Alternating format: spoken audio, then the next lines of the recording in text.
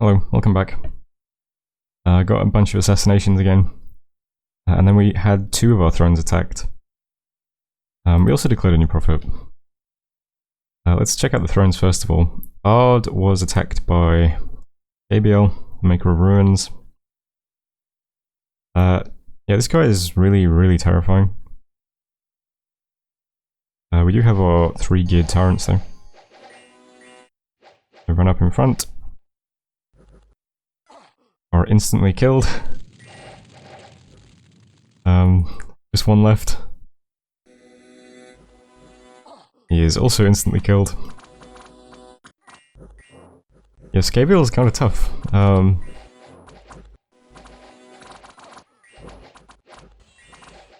Even if the tyrants were slightly further back, I don't think it would have mattered, right? Once they get in melee range, you just die. And it's a pretty big AoE and a large number of attacks that he has. The AoE does small damage, but 4 big 50 damage attacks. Pretty hard to deal with. He's down to 54 hit points at this point though. Would flaming arrows have helped? I don't know.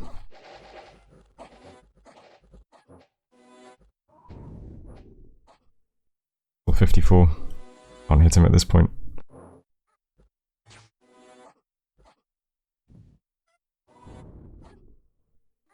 Any hope for a lucky opposition? No. So that was odd. Unfortunately, we were not successful. I'm not sure how to make a thug survive melee range with the Maker. I guess we needed a different approach to defense for him. Maybe there's a ranged weapon that has ×2 versus magic beings. Not sure. But we were then attacked Bernard again. I guess it does this twice. I don't really understand what's happening. But unfortunately, the Iron Throne has been destroyed by Scabale. So we lost that throne. Thrones now look like this.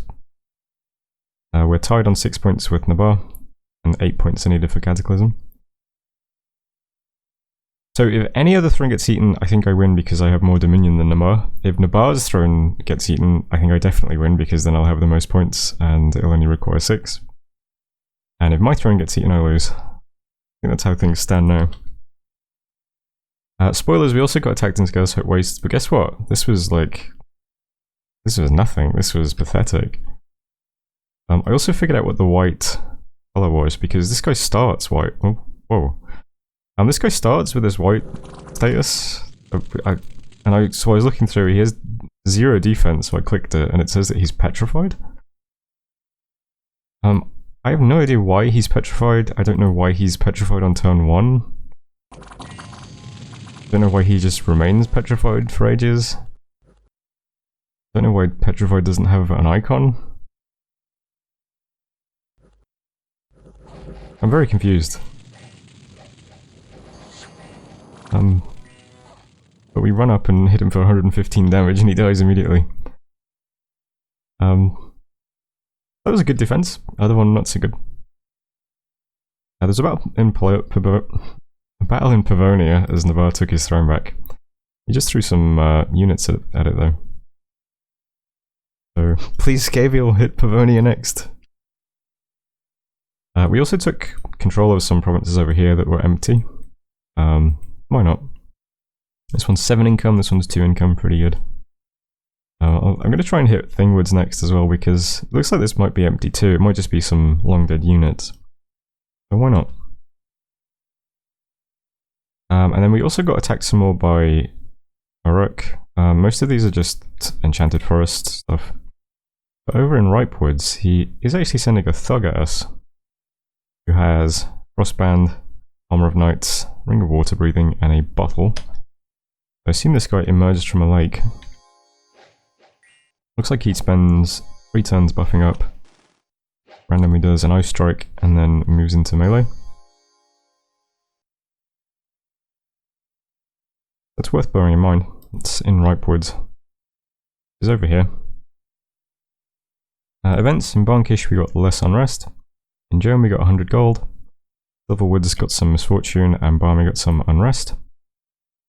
Yep, and that's everything. So, not good, guys.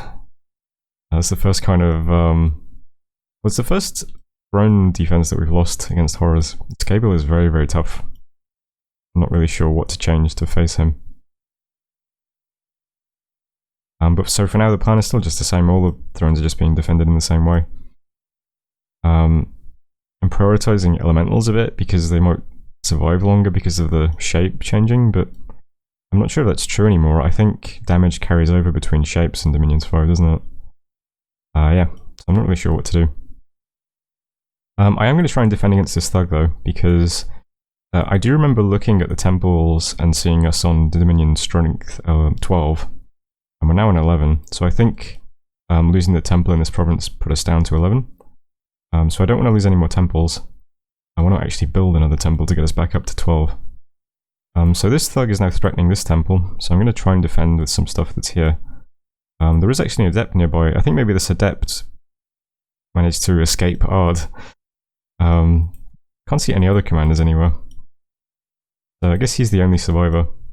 So him and a water mage are going to rush to Pepper Plain to try and defend it against this thug. I'm going to do Earth Power, Dragon Teeth, and then just spam Soul Slay. Because the thug only has 13 magic resistance, I think. And a water guy's coming out of the lake as well to do some water elemental spam. I've given him a bracelet and some boots of the messenger. Hopefully we'll defend that. Bladewards is also at risk. And I don't want to lose this because it will trigger more Enchanted Forest attacks. This one's also a problem. Because we've got a temple here. If this triggers an attack, we might lose the temple. So this is just going to get some Ellie spam. Why not? So we'll try and defend those two provinces against this thug. And then I'll try and take this province back as well as we move this direction. Scouts are going to keep trying to cap provinces. Priests here are moving out to put down some new temples. And over here in Pavonia, since it's been taken back, I'm going to attack this province with a regular commander. He's going to just hold for 3 turns and then retreat, just in case no one's patrolling and there's no PD. Maybe he can just put it under siege himself. But I just want to see what's here and if anything's patrolling or not. My prophet, he's up to 76 hit points in this province, is calling God, and the bishop fish is calling God as well. And I think there's a bishop fish over here calling God.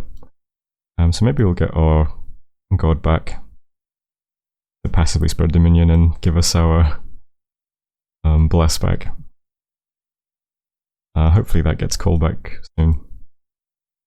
One other thing I wanted to point out that I thought was cool before I end the turn is that when our prophet was declared, hugely influential, nutritious, the Phlegra tyrant, the world's most feared killer of man, shall hereby be known as the prophet of the perfect body in just 8 weeks. I thought that was kind of cool that the prophet actually has like his own, almost like an epithet. If I check the Hall of Fame, see he does have by far the most kills, which is cool. Also lots of deaths as well. I guess deaths while you have Phoenix Pyre count as actual deaths, which is pretty funny. It's mostly my boys in the Hall of Fame, which is cool. And that's it for this turn. That was turn 82. Looking less good now, guys, but maybe we'll get some good luck next turn. I'll see you then. Hello, welcome back. Lost some people, and there was a dire portent. Lost a Magus, lost a Scout, and a Trochimus Sage. So not too bad. We also didn't have a throne attack this turn, but we did have an undefended province. Which was another fort of mine. It looks like Corbeau moved north and destroyed another one of my forts. So that's nice. If we're lucky, maybe he keeps going this way and attacks this fort. I don't know. A couple of battles then. We were trying to take back provinces from Uruk and stop any further aggression. So I had some sages with gems doing some elementals. There's only a few points of province defense in this forest.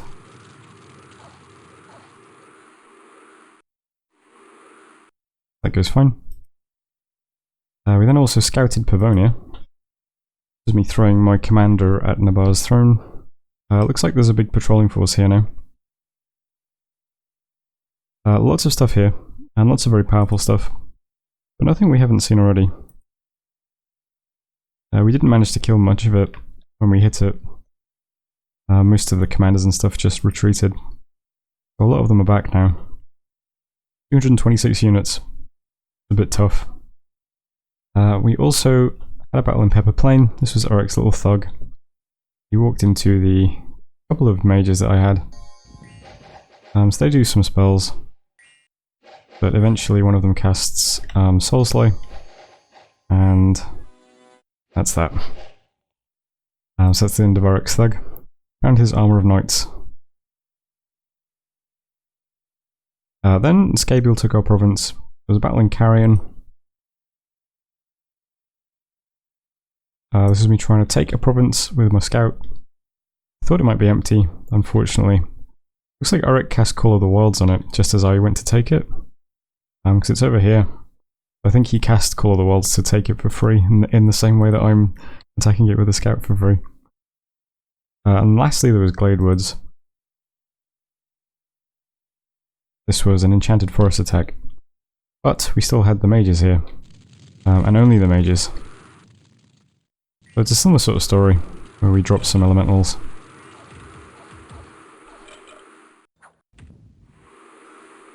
And defeat the trolls.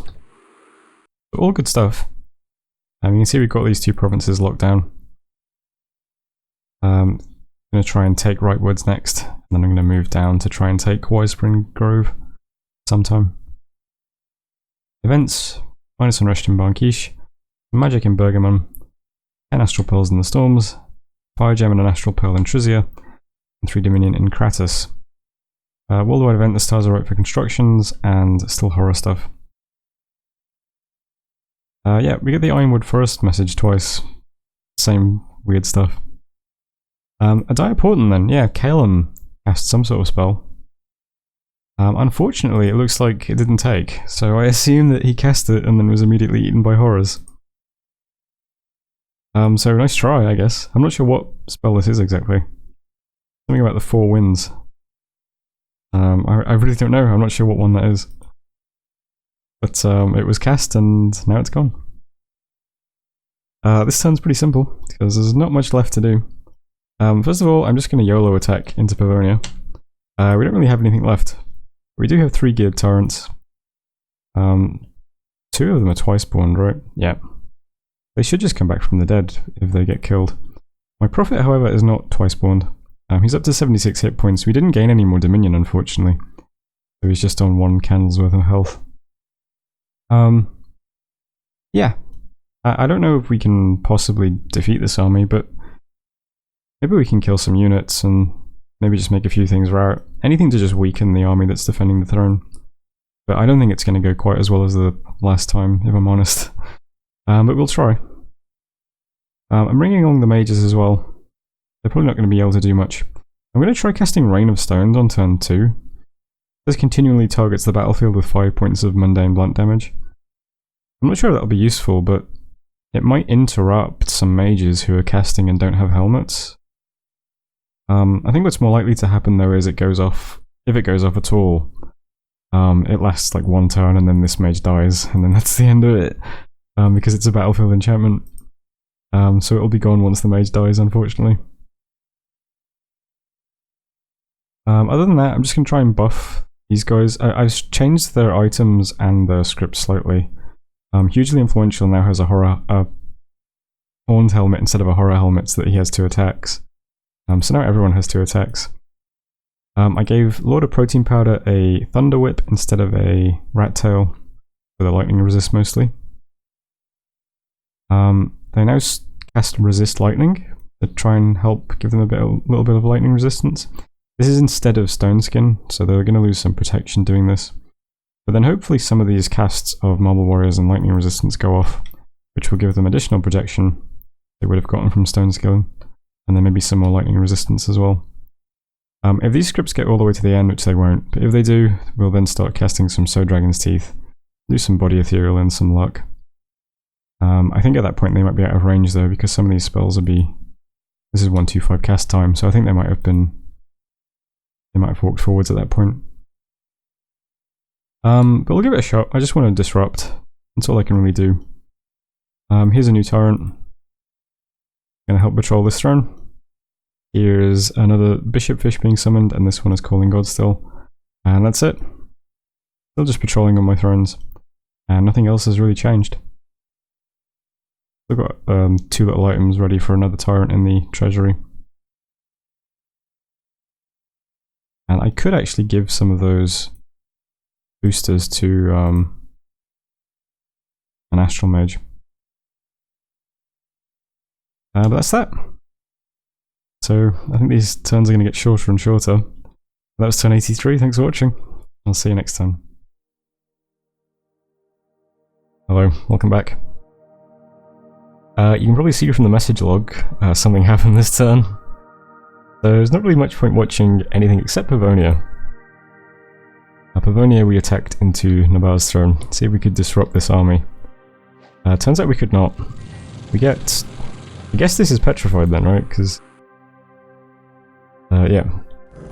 So our tyrants just get kind of petrified, our mages just get killed by birds.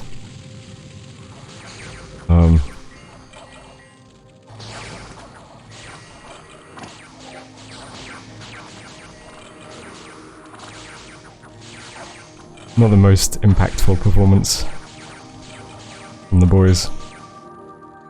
So we do absolutely nothing in Pavonia, unfortunately. Worth a shot though. We killed 1 commander, so there's that. And we do now have those mages living again as white mages, which is cool. They're very powerful looking. Lots of hit points. But other than that, the important thing was that this turn, Hruva destroyed the inner throne. I kind of wish I had a scout on this throne, because this was the throne that Calum had that like gigantic stack on. It's kind of interesting to like, I wonder how he got killed by Hruva. He just had so many units there, it seems like he would have been able to hold him off. But no, Hruva destroyed the inner throne. That lowered the number of points needed for Ascension to 6. Me and Nabar both have 6 points. But we had by far the most dominion. And so we won. That was pretty good. Pretty clowny game. Let's go over the graphs before I kind of reflect on the game though. This is always interesting. So first of all, provinces. We are this line here, the kind of yellowy solid line. So we were pretty much the biggest player in the game for the last part of the game. Uruk was larger than us for most of the early and mid game though. Calum was also quite large for a while. If I look at the map, you can see our territory compared to Uruk's. Uruk was also very big. Everyone else left in the game was quite small. They're much smaller than I kind of had in my head. So this is Agartha's territory. And this is Nabar's territory, pretty much. Not much else to it. And then Calum has this kind of thin strip through the middle here. And that's it. I kind of had the feeling that everyone was larger than they actually were. I guess it's hard to get a sense of the map, especially when one of the players has independent flags everywhere. Forts, we also kind of led on forts as well. At least in the last part of the game, although forts don't really matter in the last part of the game, do they? One interesting thing was, recently some people on the Discord have been talking about Cataclysm in other channels and stuff. And someone mentioned that it could be considered optimal play that just before Cataclysm hits, you just destroy all of your forts. Because then you can have all of your dudes just researching still. And then if the horror attacks, you know, you'll still defend with everyone. Because there won't be a fort between you and the researchers, if you know what I mean. Which I think is quite a funny idea. I might try that in a future game, just before Cataclysm hits, just tear down all of my own forts. So that all of my mages can just carry on researching, and if they get attacked, they'll still be in the defense. But yeah, we were just behind Uruk. I mean, Uruk was way ahead for most of the early and mid game, it felt like. Income, did pretty well on income as well. Again, Uruk was kind of ahead though. You can see that Ulm did okay. Ulm had Riches from Beneath It, which I kind of wanted to cast. It's a shame I didn't get that cast, I think. We had quite a few mines as well, which would have really benefited. We still did quite good on income though. Gem income we were way ahead. I always do a lot of site searching early on. And I always tend to continue site searching.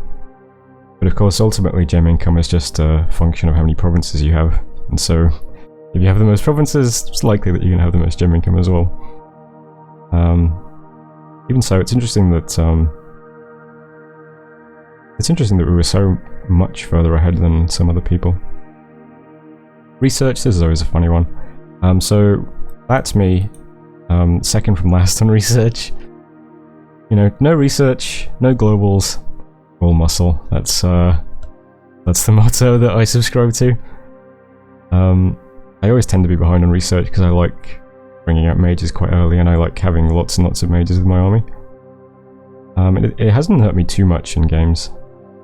I do feel it sometimes that I am behind in research, and I miss a lot of kind of crucial spells sometimes, but yeah, everyone was ahead of us on research, it looks like. But so what? We had tyrants, that's fine. Dominion, this was an important one. You can see where my Dominion starts to shoot up as I really start prioritizing temples and things. By the end of the game we had Dominion 12 and Conflict -1 from the Throne of Bureaucracy. You can see we actually started pumping out more Dominion than Uruk, and Uruk had Enchanted Forests, so Dominion is what won us the game in the end. Since Nabar would have won if he had more Dominion than us. But Nabar's Dominion is pretty puny. So we were never in any kind of risk of losing on Dominion. It's good. Worth mentioning or reminding ourselves that we started on Dominion 5, that's what my god was. But to end on Dom 12, good work I think. Army size is a funny one, we were always quite big because we could catch lots of slaves and things. And there's Calum as well. I think Calum gets access to really cheap troops or slaves as well, or something like that, right? I know that they usually have lots of chaff. And we could see the giant stacks that they had patrolling the throne as well, so... yeah, other than that, no one else really touched us. You can see back in the early game, we always had a lot more army than Marignon and Man. Yeah. We've lost so much army recently, but I guess at the end, it doesn't matter. And then Ascension points. Towards the end we were always ahead. Just unlucky that we lost that one throne.